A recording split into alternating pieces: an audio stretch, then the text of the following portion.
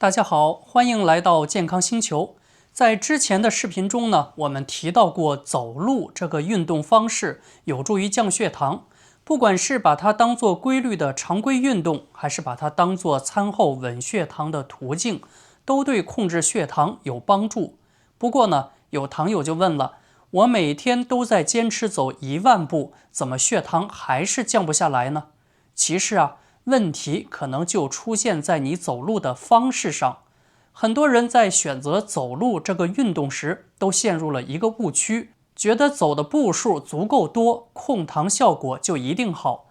但实际上，步行控糖的关键不是走了多少步，而是你走路的速度。今天我们就来说一说，为什么你每天走了10000步，血糖还是降不下来。真正对控糖有效的走路方式到底是什么样的呢？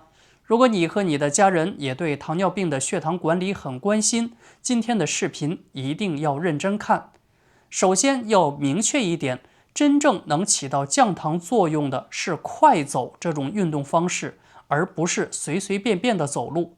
因为有研究证明，快走确实能够有效降低糖尿病的风险。这可不是随口说的，而是有权威研究支撑的。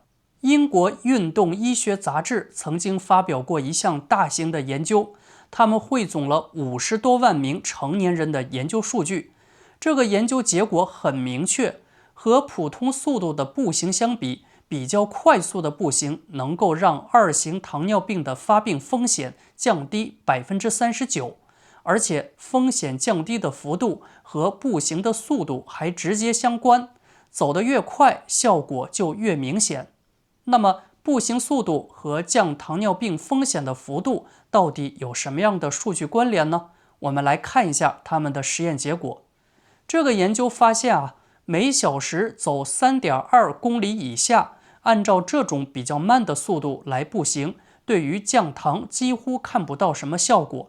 但是如果你把速度提升到每小时3.2到4.8公里的时候，糖尿病的风险能降低24%。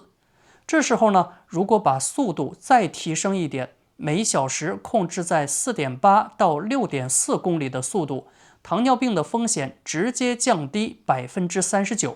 那速度是不是越高越好呢？其实也不是。当速度超过6.4公里以后，对糖尿病风险降低的幅度就不会再明显增加了。也就是说，如果你用再快一点的速度，也不会有更好的降糖效果。所以说，不用追求过快的速度，达到快速步行的标准，就足以能够降低糖尿病的风险。很多朋友会关心，为什么我平时像散步一样走路，起不到很好的控糖效果，反而快走就能起到控糖效果呢？其实这里面主要有4个原因。第一个，快走能够提高身体对胰岛素的敏感性。当我们快速行走的时候，肌肉就需要更多的能量，这就会促使细胞更高效地利用血液中的葡萄糖，减少胰岛素抵抗。而且一次有效的快走带来的改善能够持续好几个小时，甚至能持续到第2天。第二，快走能直接帮助燃烧血糖，和慢走不一样。快走的时候，身体会优先使用血液里的葡萄糖作为能量来源，在相同的时间内，快走消耗的血糖比慢走要多得多，能直接帮助降低血糖水平。第三，快走对心血管功能很友好，规律的快走能够增强心脏功能，改善我们的血液循环。而糖友们呢，很容易出现心血管并发症，所以呢，快走对这一点特别重要。第四，快走能帮助控制体重，因为快走消耗的热量是普通步行的 1.5 到2倍，能有效减少内脏脂肪，而内脏脂肪是导致胰岛素抵抗的重要因素。体重控制好了，血糖自然就更容易稳定。既然快走这么有帮助，那么有的朋友就问了，到底快走是要多快？我要达到什么程度才能起到稳定血糖的作用呢？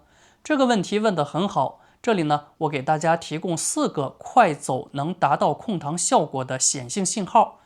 第一个信号是你走路的时候稍微有点喘气，但能说话，因为快走的时候呼吸会明显加快加深，能让你说出简短的句子，但没办法轻松唱歌。如果你喘得说不出来话，那就说明你的速度太快了。如果还能轻松唱歌，那就是速度太慢，强度不够。你可以通过自己的呼吸来观察一下，用这个方式来调整自己的步伐。这个方法也是最简单的。第二个，如果你平时有运动手环监测心率的习惯，那么你可以用它来监测一下自己的心率。当你在进行有效快走的时候，心率是有一个标准的，它要能达到最大心率的60%到70%才有效。有一个简单的计算方法，就是用170减去自己的年龄，就是适合你的心率范围。比如一个50岁的人，用170减去50等于120，那么在快走时，心率保持在120次左右就是合适的。第三个特征是微微出汗，在适宜的温度下持续快走10到15分钟后，前额后背应该会微微出汗。如果你走了30分钟还没有出一点汗，大概率是你的强度没有达标。第四个特征是第二天肌肉会稍微有点发酸，因为有效的快走能让臀部和腿部肌肉感到轻微酸胀，尤其是平时不怎么锻炼的人，这种酸胀感会在第二天或者第3天消失，不会持续疼痛。如果你想把快走作为自己日常控糖的一个习惯，可以按照上面几个标准来把握自己走的速度。那么知道了有效快走的标准，这里呢还有几个常见的误区需要避开，这样呢才能让你的快走发挥最大的控糖功效。第一个误区就是只看步数，忽视速度。很多人都盯着手机计步器，觉得走上1万步就万事大吉了。但实际上，进行3000步的快走，它的控糖效果可能比你慢走1万步效果还好。运动质量比数量更重要。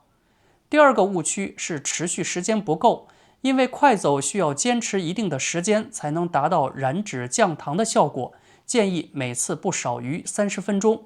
因为前15分钟身体主要消耗的是肝糖原，15分钟之后，血糖和脂肪的消耗比例才会慢慢的增加，时间太短，达不到理想的效果。第三个误区是姿势不正确，含胸驼背，步伐太小，脚掌拖地，这些错误的姿势会降低运动效果，还可能导致身体损伤。正确的快走姿势应该挺胸抬头，自然摆臂，用脚跟先着地，然后快速滚动到前脚掌，这样可以提升效果，又能保护身体。第四个误区是忽略热身这个环节。刚开始直接快走呢，比较容易拉伤肌肉，尤其是对于年龄比较大的糖友来说，可能会有一定的危险。所以在开始运动前，最好先进行5分钟的慢走来热身，快走结束之后再进行5分钟的慢走。如果条件允许的话，可以再来3分钟的拉伸，这样能安全有效地完成运动。如果想让你的运动效果更好一些，我再给大家分享3个能让快走效果翻倍的小技巧。第一个是增加摆臂的幅度，有力的摆臂能带动身体更快的前进，同时让上半身的肌肉也参与进来，提高燃脂效率。第二个是选择稍微有点坡度的路线，因为适当的坡度能让同样速度的快走消耗更多的热量，对臀腿肌肉的刺激也会更充分。第三个是可以结合一些力量训练，比如每周进行2到3次的力量训练。力量训练可以帮助我们增强快走时用到的主要肌群，让你走得更轻松，控糖效果也会更好。不过呢，不同人群的身体状态不同，快走的策略也不能一概而论。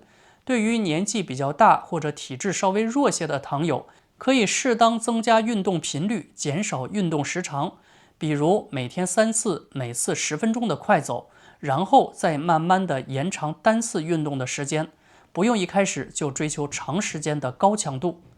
对于已经确诊糖尿病的患者，要尽量避免在胰岛素作用高峰期或者空腹时快走，以防出现低血糖。对于糖友来说，比较合适的运动时间可以选择在餐后半小时到1小时，这样还可以有效的平稳餐后血糖。其实控糖效果从来都不是用步数来衡量的，而是用运动强度来保证的。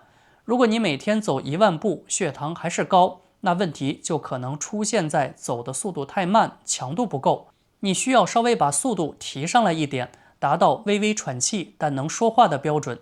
坚持用这种正确的快走方式，就能看到明显的控糖效果。关于走路控糖的知识，你学会了吗？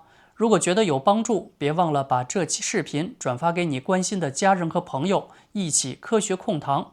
最后，别忘了帮我点个小小的赞，你的支持是我前进的最大动力。持续关注健康星球，我们下期见。